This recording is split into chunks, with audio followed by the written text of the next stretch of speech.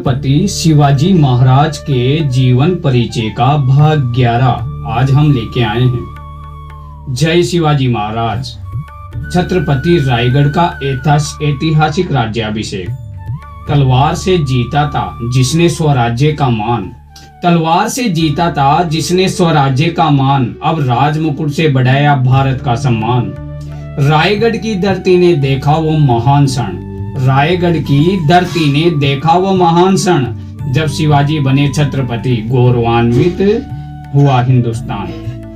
नमस्कार दोस्तों, आप देख रहे हैं छत्रपति शिवाजी महाराज के जीवन परिचय की ऐतिहासिक श्रृंखला। पिछले अध्यायों में हमने शिवाजी महाराज के संघर्ष, आगरा से वापसी और सिंहगढ़ की विजय जैसे महत्वपूर्ण प्रसंग देखे थे। लेकिन आज की कहानी बिल्कुल अलग है। आज हम किसी किले पर चढ़ाई की कहानी नहीं सुनेंगे, आज हम किसी युद्ध भूमि की तलवारों की कहानी नहीं सुनेंगे। आज की कहानी उस महान क्षण की जब एक योद्धा ने अपने संघर्ष को एक संगठित राज्य की पहचान में बदल दिया। यह कहानी है रायगढ़ की राज्याभिषेक की। साल था 1674। सह्याद्री की पहाड़ियों के बीच स्थित रायगढ़ उस दिन केवल एक किला नहीं था, वह स्वराज्य की राजधानी और एक नए राजनीतिक युग का प्रतीक बन चुका था। छत्रपति स्वराज से छत्रपति तक शिवाजी महाराज ने वर्षों तक संघर्ष किया, लेकिन उनके सामने अब एक महत्वपूर्ण प्रश्न था।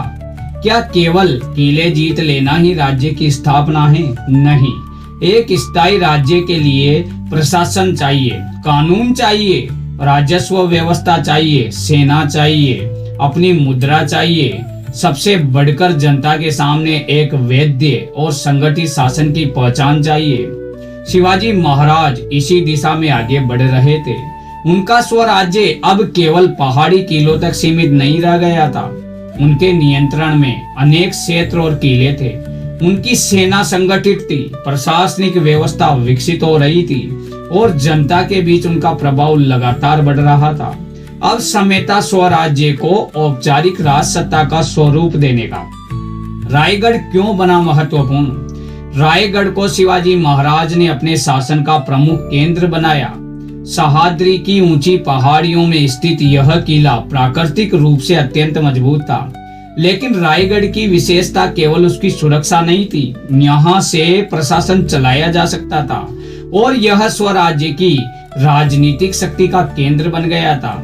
यही कारण था कि आगे चलकर रायगढ़ उस ऐतिहासिक समारोह का साक्षी बना, जिसे इतिहास में शिवाजी महाराज के राज्याभिषेक के रूप में याद किया जाता है। राज्याभिषेक की तैयारी। राज्याभिषेक कोई साधारण कार्यक्रम नहीं था। इसके पीछे राजनीतिक, सामाजिक और धार्मिक तीनों स्तरों पर तैयारी की गई। शिवाजी महाराज चाहते थे कि स्वराज्य केवल युद्ध के बल पर खड़ा राज्य न रहे, बल्कि उसकी अपनी स्पष्ट राजकीय पहचान हो।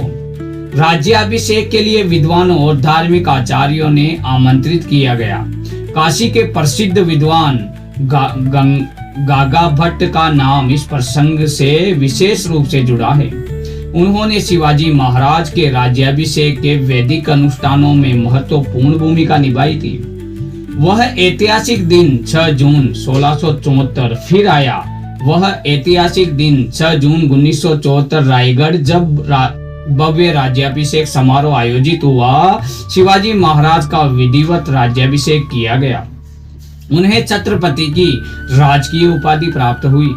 यह क्षण केवल शिवाजी महाराज के जीवन की उपलब्धि नहीं था, यह उस स्वराज्य की औपचारिक स्थापना का प्रतीक था, जिसके लिए वर्षों तक संघर्ष किया गया।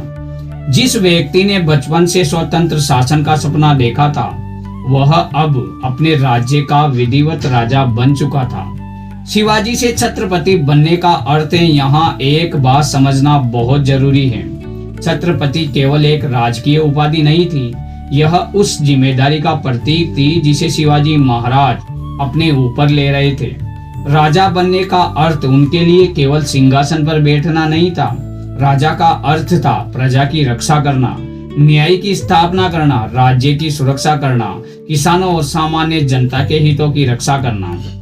व्यवस्थित प्रशासन और सबसे महत्वपूर्ण स्वराज्य को आने वाली पीढ़ियों के लिए मजबूत बनाना। तलवार से आगे की विजय। शिवाजी महाराज की सबसे बड़ी विशेषता में से एक यह थी कि वे केवल युद्ध जीतने वाले सेना नायक नहीं थे, वे एक राज्य के निर्माता भी थे। एक किला जीतना सैन्य विजय थी, लेकिन उस किले के आसपास रहने वाली जनता को सुरक्षित जीवन देना शासन की सफलता थी। दुश्मन को हराना युद्ध की विजय थी, लेकिन अपनी प्रजा को न्याय देना राजा की विजय थी। यही कारण है कि शिवाजी महाराज के जीवन को केवल युद्धों की श्रृंखला के रूप में देखना अधूरा होगा। उनका वास्तविक लक्ष्य था एक ऐसा स्वराज्य जिसमें शासन का केंद्र केवल राजा नहीं बल्कि प्रजा का हित हो। प्रशासन और व्यवस्था। राज्य अभिषेक के बाद स्वराज्य की राजकीय व्यवस्था को अधिक स्पष्ट रूप मिला। राजस्व व्यवस्था, प्रशासन, सेना और किलों की देखभाल जैसे विषयों पर विशेष ध्यान दिया गया। शिवाजी महाराज ने शासन को व्यवस्थित रखने के लिए योग्य अधिकारियों और मंत्रियों की सहायता ली। उनकी प्रशासनिक व्यवस्था में अष्ट प्रधान मंडल का महत्वपूर्ण स्थान था। इसमें अलग अलग जिम्मेदारियां संभालने वाले प्रमुख अधिकारी होते थे, जैसे पेशवा, अमात्य, सचिव, मंत्री, सेनापति, सुमंत, न्यायाधीश, पंडित राव। इस व्यवस्था का उद्देश्य शासन के अलग अलग कार्यों को जिम्मेदारी के साथ संचालित करना था। अपनी मुद्रा और राजकीय पहचान। स्वराज्य की पहचान को मजबूत करने के लिए शिवाजी महाराज ने अपनी राजकीय मुद्रा और प्रशासनिक परंपराओं को भी महत्व दिया। उनके शासन में होने वाले और शिवराई जैसी मुद्राओं का उल्लेख मिलता है। यह छोटी बात नहीं थी। अपनी मुद्रा का होना यह दर्शाता था कि स्वराज्य केवल किसी बड़े साम्राज्य के अधीन क्षेत्र नहीं है, बल्कि अपनी राजनीतिक पहचान रखने वाला राज्य था। किसान और प्रजा। शासन का केंद्र। शिवाजी महाराज की शासन व्यवस्था में किसानों और सामान्य जनता के हित को महत्वपूर्ण स्थान दिया गया।